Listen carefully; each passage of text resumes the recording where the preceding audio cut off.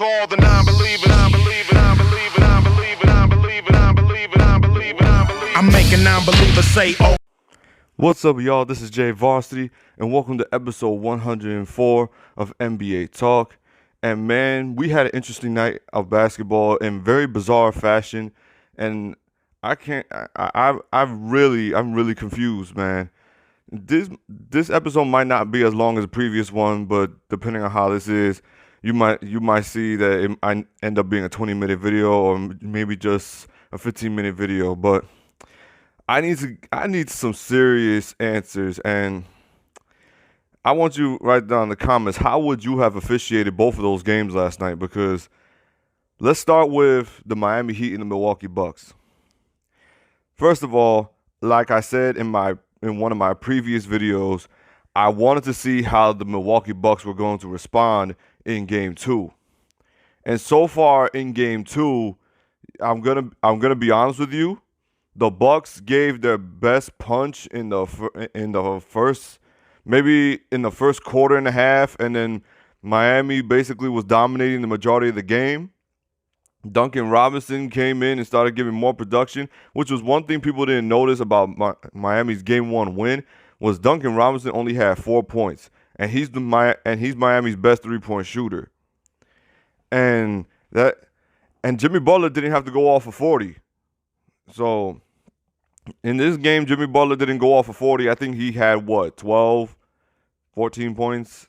I might not be reading the stats right. He might have had 12, 14 points. But Tyler Herro, Duncan Robinson, Goran Dragic, they all stepped up big, especially Tyler Herro. Tyler Herro was just hitting tough three after three against Milwaukee. He's just showing no fear. This Miami Heat team, it does not back down, especially against Milwaukee. They are not showing that intimidation factor against Milwaukee, man. And it clearly is frustrating the Bucks. It's clearly frustrating them. Like, you could see it in their face. Like, every time they don't get a stop, they're looking at the ref. They're trying to understand why they're not getting their calls, and it's just beyond. Giannis had a much better game this time, but it just still wasn't enough. It just was not enough. I think he had 29 points, 14 rebounds, and 3 assists.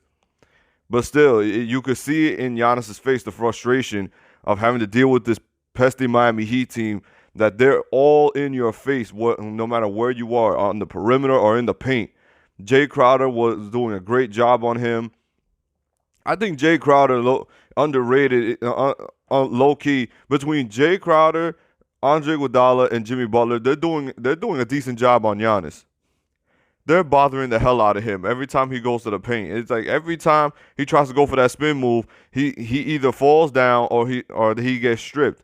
And that's one thing Miami has got on key right now.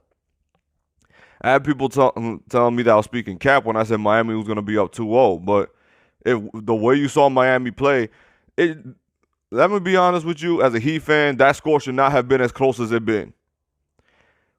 I can't understand what the hell happened in that last few seconds, because Miami is up. Miami's up 113. I think the score was 113 to 104. I forgot who hits a three. Brook Lopez hits a three. And then it's 113-107. Then Miami misses a shot. They call a timeout. Giannis gets an easy look under the rim. He dunks it. It's 113-109. So I'm like, I remember looking at the score, and I'm like, all right, so okay, they're gonna play the foul game now. And then this is where the BS happens. How in the hell you're gonna tell me that Kyle Korver or Wesley Matthews didn't foul Jimmy Butler when they both got him trapped in the corner and they're both sticking their arms in to get the ball? Like, I'm literally looking at the TV. I'm going like, what are you doing? I'm like, call the foul already. They're playing the foul game. That's literally what they're doing. And somehow Jimmy Butler loses. And then after 10 seconds of Jimmy Butler trying to fight out of that, I might be exaggerating with that. Brook Lopez gets a layup, and now it's 113. It's 113 to 111. Then finally they call a foul, and Jimmy Butler's going to the free throw line, and he hits 1 out of 2 free throws. It's 114 to 111, and I'm like, oh great, that was a three. Now it's a 3-point game. I swear to you, I don't care what that referee said last night on TNT on ESPN. I don't care what that senior ref said last night. That was not a foul. Goran Dragic did not foul Chris Middleton. I don't care how many times. I don't care what anybody says. He did not foul Chris Middleton. He stood in perfect guarding position. He contested it. Chris Middleton leaned on him. Chris Middleton leaned on to Goran Dragic. I don't care what anybody says. I'm not even trying to be biased now. That was a bad call.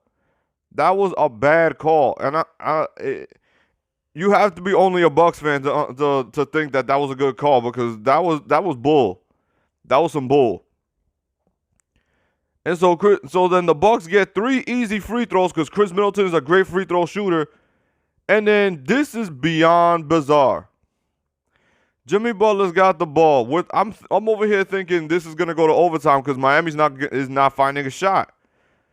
Jimmy Butler throws up a shot, and Giannis puts his hand on Jimmy Butler's hip, and it was in the slightest fashion, and the ref calls another foul, and to send Jimmy Butler to the line when there's no time on the clock. When there's no time on the clock. I'm literally sitting there confused. I'm literally confused on what's going on here. I'm like, what? I'm like, what the hell am I watching? I'm like, 2 fouls being called in the last 30 seconds. That make no sense. Like, first of all, Chris Middleton misses that 3. Miami should have got the rebound, and probably Miami getting 2 more free throws. And who knows? The score probably would have been 115 or 109. But we just had something so bizarre that it's just beyond me, that Jimmy Butler gets 2 free throws literally in the end of regulation. It's 0-0. The clock is at 0. Jimmy Butler hits 2 free throws to end the game. It felt like the end of the All-Star game. It literally felt like the end of the All-Star game. Like, and you see the frustration with Giannis, man. You just see the frustration with him, because Miami has been getting him into foul trouble. He gets 3 fouls, I think, probably in the first half in the past two games. He's gotten into foul trouble in the first half. And the Bucks are just not making any adjustments. They're not. They're not making any adjustments. Miami used the same exact game plan as they did in game 1, and the Bucks did not change a damn thing. They did not change a damn thing. And even people that try to get at me saying, oh, Eric Bledsoe didn't play game 1. He played game 2 this time. He wasn't much of a factor. Eric Bledsoe wasn't that much of a factor. Like, Miami's using the same exact game plan, and they're gonna live or die with Giannis dominating. They're taking away his help. They're taking away his help, and that's where Giannis is looking for, man. He's like, man, what do you want me to do? He's like, what do you want me to do? And I bet you again, people are gonna say, well, Giannis didn't guard Jimmy Butler again. Should we really be calling him Defensive Player of the Year? That's the debate up to y'all in the comment section. But yeah, that was the end of the Miami Heat and Bucks game 2, which still had. I'm telling you, I'm so confused. I'm so confused, and I hope we never have an ending like that. I'm glad the Miami Heat got the win. They should have had the win because they earned it. They were dominating, and the game should not have ended the way it did. Now clearly, I just want to show my respect to CP3. This man played with so much heart this season. And to get the Thunder into the position that they were when nobody thought that they were going to even make the playoffs. To get into a Game 7 with the Houston Rockets. But if you want me to be brutally honest with you, the Rockets did not deserve to win that Game 7. They did not deserve to win that Game 7. I am so sorry. They did not deserve to win that Game 7. They were playing so sloppy. It was beyond me. James Harden and Russell Westbrook were straight trash. They were straight trash, bro. I don't give a damn about that one defensive play that James Harden made. I really don't care. They were playing so sloppy. OKC was playing sloppy too. But when you're the team that risked it all to play small ball, and then the score is what it is, it's like, bro, I really don't care. You barely squeaked by OKC. You barely got out of that series with OKC. You barely did. You got out by the skin of your teeth. I'm not kidding. James Harden over here looking like Davy Jones from Pirates of the Caribbean with the way he was celebrating last night. I'm telling you, bro. I seriously was saying, do they think this team could? Do the Houston Rockets really think they're gonna win a title like this? Their style is not going to help them win a title. I don't give a damn what anybody says. And now you're going to go up against a team like the Los Angeles Lakers that are basically going to out-rebound you every single game. And if the Lakers are smart, I would attack the paint and I would dominate the boards and just attack the paint. I wouldn't even fall for the three-point crap. But let's get on to the take on Game 7. It was a back and forth game, I'm going to be honest with you. Like I said, both teams were playing very sloppy. The Oklahoma City Thunder, I think, had 18 turnovers, I believe. And the Houston Rockets, I believe, had 9, maybe 10. But the fact of the matter is, when you got two guys like Russell Westbrook and James Harden, you got James Harden, who's a guy who's always in the running for MVP for who knows God what reason, because I think his scoring just gets a little bit too overblown, and he was just straight garbage. Yo, that undrafted rookie Lou Dort, that man was having the game of his life last night. He was having the game of his life. The fact that you could outscore James Harden and Westbrook, and you damn near were the person that got OKC past Houston. That's beyond me. But James Harden himself was very sloppy.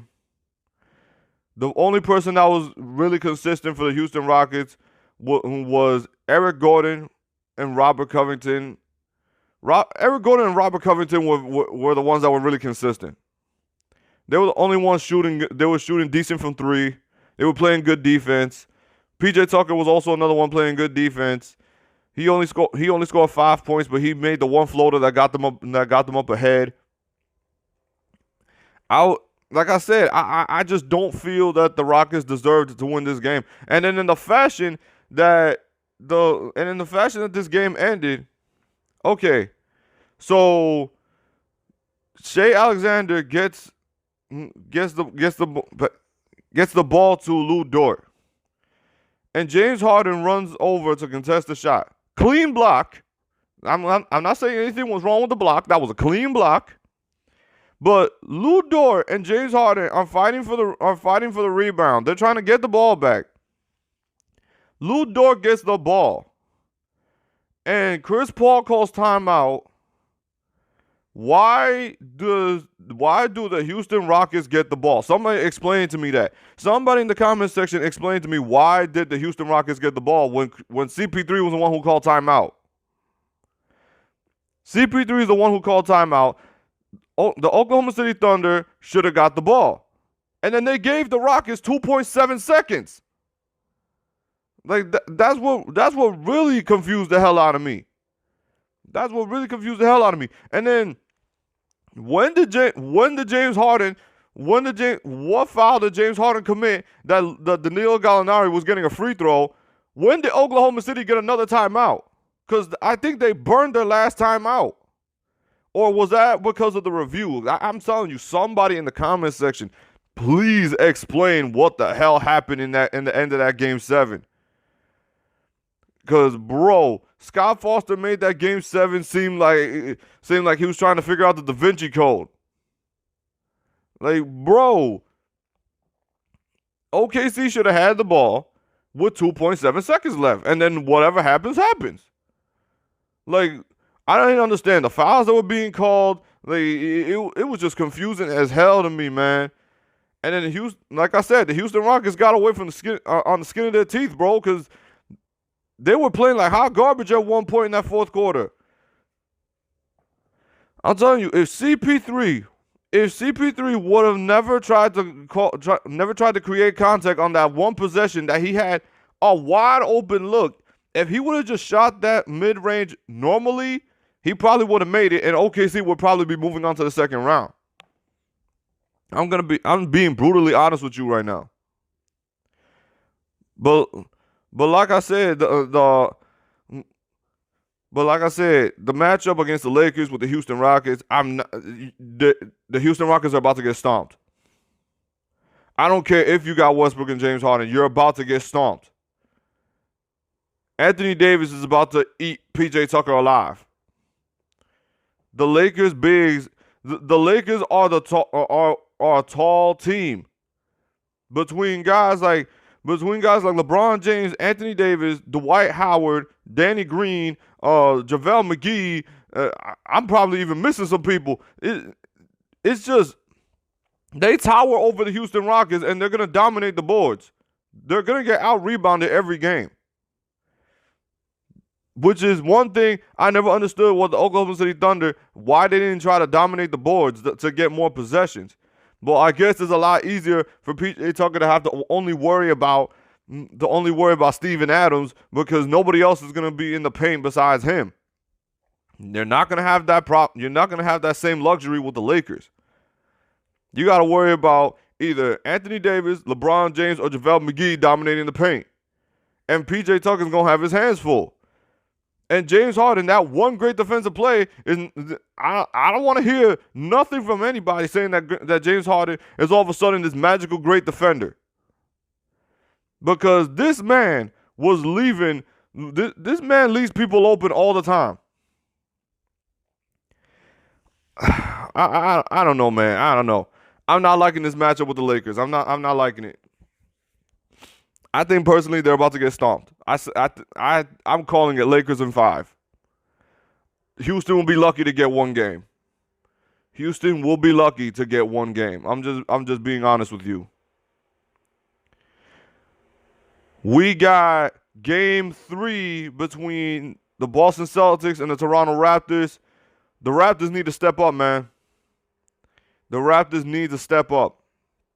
I need to see huge adjustments trying to stop that perimeter, trying to stop that three-point assault from the Boston Celtics. They need to make some huge adjustments on that, and I'm going to be paying close attention to that.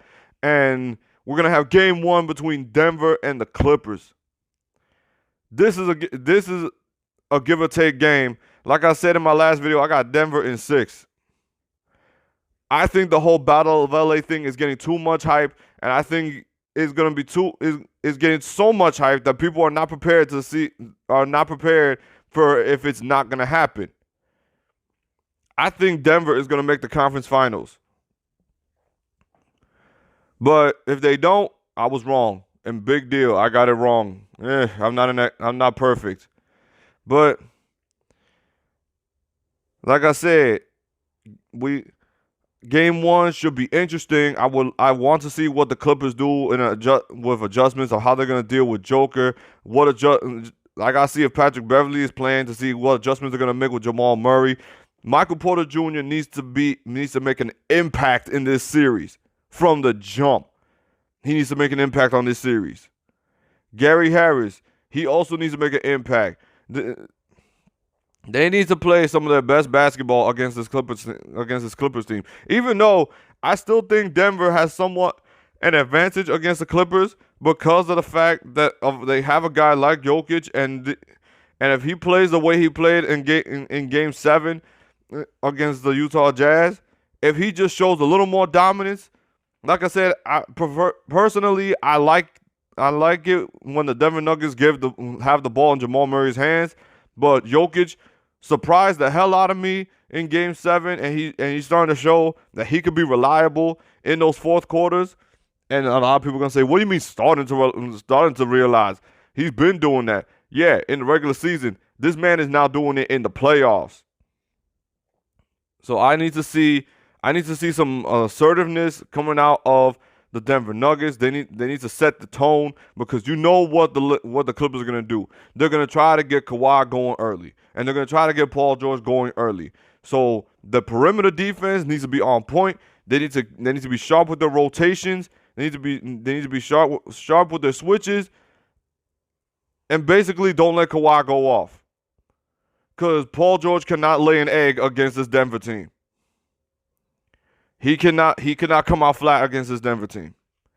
But yeah, that's it. That's all for today's episode of NBA Talk. I hope you guys have been liking this playoff basketball. It's starting to get really interesting now. Like I said, I need answers to all those questions that I just said. What the hell was going on with the Miami Heat and the Milwaukee Bucks in Game 2? Why was there those two pointless fouls? Why were they even called in the first place? And then explain to me everything that just happened in the end of Game 7 between Oklahoma City and the Houston Rockets. Like I said, I was confused as hell. That was the most confusing night of fourth quarter basketball that I've seen in a long time. But yeah, that's it. That's all. Like, comment, and subscribe, and hit the bell if you like basketball content. This is your boy Jay Varsity, and I'm out. Peace. We got some non-believers out there. Make believers out of non-believers. Make believers out the overseers.